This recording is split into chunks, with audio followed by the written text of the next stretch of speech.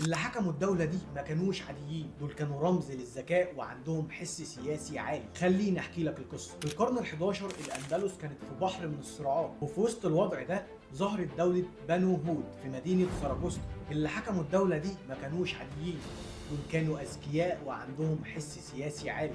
ومن أشهرهم كان المعتمد ابن هود، كان راجل بيعرف يلعب سياسة أحسن من أي حد. بنو هود قدروا يثبتوا نفسهم وحافظوا على مملكتهم واستقلالهم وسط كل الضغوط من الممالك المسيحية والإسلامية. مش بس كده، سراكوستا في وقتهم كانت مركز علم وثقافة كبير، فيها علماء وأدباء وشعراء، وكان في احترام كبير للعلم والمعرفة في الدولة دي. أكبر إنجازاتهم إنهم حافظوا على سراكوستا كمملكة مستقلة في وقت كانت معظم بلاد الأندلس بتقع واحدة ورا التانية. يعني باختصار بنو هود كانوا أكتر من مجرد حكام، دول كانوا رمز للذكاء والصمود في وقت صعب جدا في تاريخ الأندلس. تفتكر لو ما كانوش ظهروا في الوقت ده كان ممكن مصير الأندلس يروح فين؟